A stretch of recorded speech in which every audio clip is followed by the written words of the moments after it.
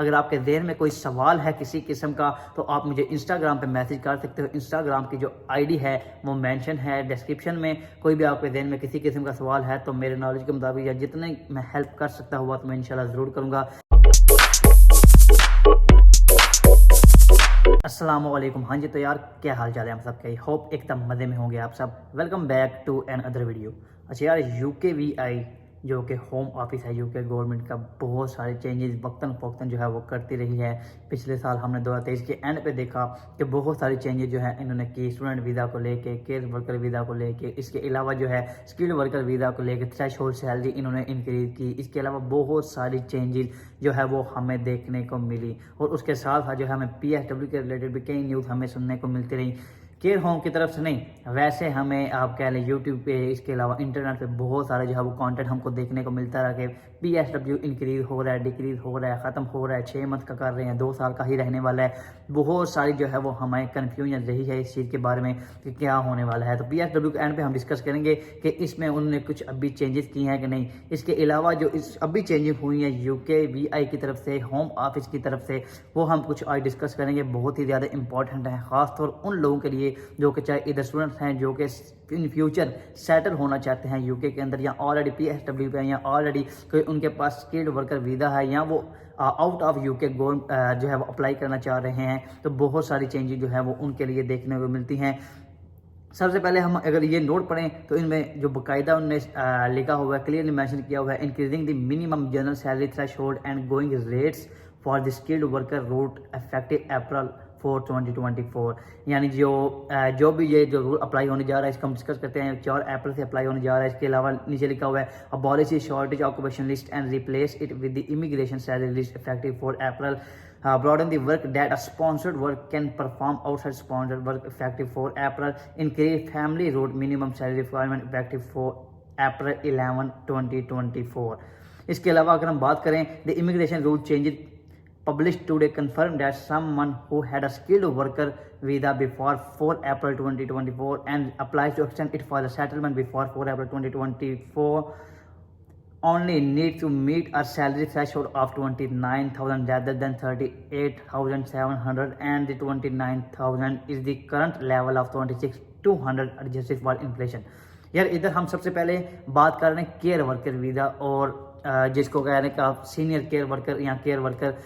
इसकी अगर हम बात करें तो पिछले दिनों मैंने इस पे ऊपर डिटेल में वीडियो बनाई थी, आप वो जाकर देख सकते हैं। इसमें जो इन्होंने थ्रेश होल्ड सैलरी बिल्कुल भी नहीं रखी, यानी इसको इंक्रीज नहीं किया। जो बेसिक थी 26,200 पाउंड तक वही इन्होंने रखी है। तो इस पे जो है आपको मैंने उस वीडियो में डिटेल के साथ बताया था कि जो डिपेंडेंट्स हैं इन्होंने उस पर बंद कर दिए हैं, क्योंकि अगर हम देखें सिर्फ नाइजीरिया को हम देखें तो जितने उधर उनको जो है वो डिपेंड केयर वर्कर के जो उनको वीज़ा अलॉट हुए हैं तो उससे ज़्यादा जो है डिपेंडेंट्स इधर आए हैं। तो इन्होंने UKVI ने नेट इमिग्रेशन को कम करने के लिए जो केयर वर्कर या सीनियर केयर वर्कर जो वीज़े थे उस पे जो है वो डिपेंडेंट उन्होंने बंद कर दिए हैं। वो आप इधर बिल्कुल भी अभी नहीं लेकर आ सकते। इस पर मैंने डिटेल में वीडियो बनाई थी, आप वो वीडियो जो है वो जाकर देख सकते हैं।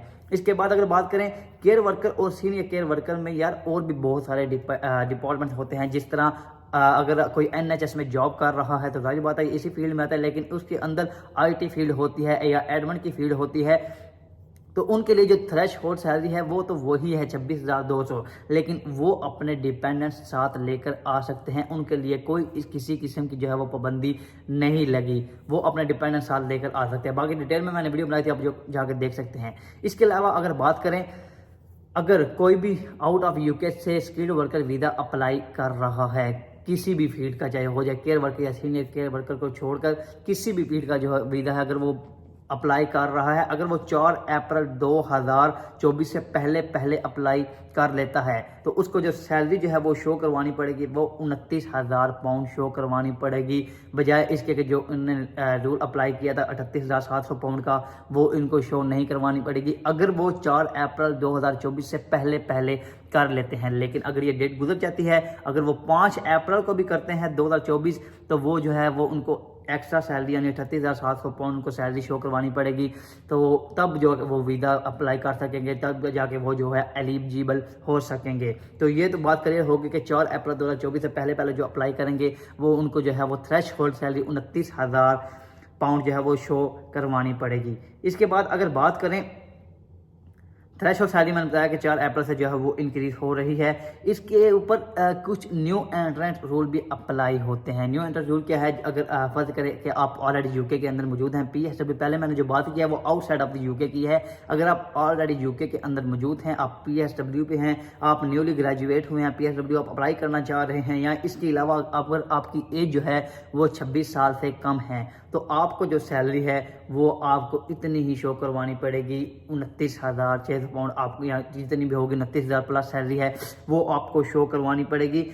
इसमें आपका जो है वो सैलरी इंक्रीज नहीं होगी। अगर आप फर्ज करें पीएसडब्ल्यू के हैं या पीएसडब्ल्यू आपका ख़त्म भी हो चुका है, आप पीएसडब्ल्यू से पहले अगर आप जो है वो किसी फील्ड का जो है वो स्पॉन्सरशिप ले रहे हैं, तो आपको जो यही रिक्वायरमेंट है यही पूरी करनी पड़ेगी। 29,900 वाली आपको 38,700 वाली जो है वो रिक्वायरमेंट पूरी नहीं करनी पड़ेगी। अगर आपकी एज भी जो है वो 26 साल से नीचे है तब भी आप इसी कैटेगरी में आते हैं। अगर आपने वो जो है पीएसडब्ल्यू आपका कंप्लीट हो चुका है, अगर आप इसी कैटेगरी में आते हो तो फिर भी जो है वो आपको सैलरी 29,900 पाउंड शो करवानी पड़ेगी, बजाय इसके कि आप 38,700 पाउंड शो करवाएं। इसके बाद मैंने वो पहले बात कर दिया केयर वर्कर की। अगर आप बात करें तो वो केयर वर्कर और सीनियर केयर वर्कर के अलावा जो डिपार्टमेंट हैं वो डिपेंडेंट भी ला सकते हैं, और इनकी जो सैलरी वही बेसिक है 26,200 पाउंड। इसके अलावा एक और इन्होंने रूल चेंज किया जो शॉर्टेड ऑक्यूपेशन लिस्ट, जो कि UKVI गवर्नमेंट की जो वेबसाइट है उसके ऊपर शो करवाई जाती थी, तो वो इन्होंने अभी ख़त्म कर दिया है बिल्कुल। अभी जो आप डायरेक्ट स्पॉन्सरशिप लेंगे, चाहे किसी भी डिपार्टमेंट की आप स्पॉन्सरशिप ले रहे हो, तो आपको वही शो करनी पड़ेगी, वही उसी के मुताबिक जो है वो आप चलेंगे, उसके मुताबिक जो है वो आपकी थ्रेशोल्ड सैलरी वही आप शो करवाएंगे। उसका जो शॉर्टेड ऑक्यूपेशन लिस्ट के मुताबिक जो रिक्वायरमेंट थी वो अभी बिल्कुल ख़त्म है, वो उसकी ज़रूरत नहीं रहेगी। इसके बाद अभी बात करें family visa. Family visa changes, इसमें अगर दो चीज़ें हैं, एक डिपेंडेंस होता है और एक फैमिली वीज़ा होता है। डिपेंडेंस वो होता है कि अगर आप पाकिस्तान से इधर यूके में आए हैं तो आप अपना डिपेंडेंस जो है वो पाकिस्तान से बुला रहे हैं, या इंडिया से, बांग्लादेश, जिधर से भी हैं आप उधर से जो है वो डिपेंडेंट बुला रहे हैं, आप इधर के रेजिडेंट नहीं है, आपके पास यूके की नेशनैलिटी नहीं है, उसको कहते हैं डिपेंडेंट। फैमिली वीज़ा या स्पाउस वीज़ा उसको कहते हैं कि अगर आप यूके में ऑलरेडी मौजूद हैं और आप इधर के नेशनल हैं, इधर की नेशनैलिटी आपके पास मौजूद है, उसको कहते हैं फैमिली या स्पाउस वीज़ा। उसके लिए अभी रिक्वायरमेंट क्या है, उसके लिए रिक्वायरमेंट ये है कि अगर आपने अपने स्पाउस को लाना है, अगर आपने अपनी जो वाइफ है उसको आप इधर लेकर आना चाहते हैं, तो आपको भी थ्रेशोल्ड सैलरी जो है वो शो करनी पड़ेगी, और वो वही है 29,900 पाउंड आपको शो करनी पड़ेगी बिफोर 4 अप्रैल 2024। अगर आप लेकर आना चाहते हैं तो आपको ये जो है इतनी सैलरी शो करनी पड़ेगी। जितनी भी आप रूल देख रहे हो ये ऑलरेडी जो है अनाउंसमेंट इनकी हो चुकी थी, लेकिन इनकी कन्फर्मेशन डेट हमें नहीं थी मिली। कन्फर्मेशन डेट जो है वो 14 मार्च को हमें देखने को मिली है कि कन्फर्म डेट क्या होने वाली है। ये सारे रूल जो हैं, जो इनको रिक्वायरमेंट जो इनकी मीट करने वाले हैं, कौन सी फाइनल डेट होने वाली, तो फाइनल डेट हमें देखने को मिली है 4 अप्रैल 2024।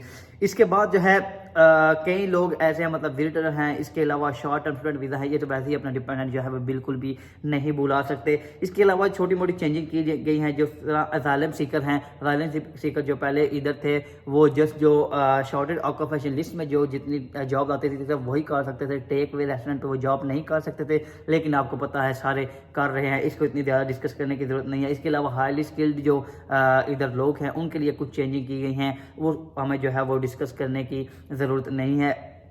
तो बाकी अगर मैंने आपको बताया कि अगर 4 अप्रैल से पहले आप ऑलरेडी मौजूद हैं किसी स्पॉन्सरशिप वीज़ा के ऊपर, तो आप किसी और कैटेगरी में चेंज करना चाहते हैं तो उससे पहले आप चेंज अगर कर सकते हैं 4 अप्रैल 2024 से पहले तो आपको उतनी ही जो है वो सैलरी शो करवानी पड़ेगी, 29,900। अगर आप इससे बात करते हैं तो आपको 38,700 की रिक्वायरमेंट पे जाना पड़ेगा। अभी बात करते हैं PSW, तो यार PSW के बारे में आपको बिल्कुल भी परेशान होने की ज़रूरत नहीं है। कोई किसी किस्म की बात नहीं हुई होम ऑफिस में, ना पहले हुई थी ना अभी हुई है, और मेरे ख्याल से अभी 2024 के अंदर तो किसी किस्म का इफेक्ट नहीं होने वाला। यानी अगर आप नए आ रहे हैं, अप्रैल मई जून इनटेक में आ रहे हैं, या इवन इसके बाद आप एंड पे आने वाले हैं सितंबर इनटेक 2024 के अंदर, तो आपको PSW 2 साल का मिलने वाला है।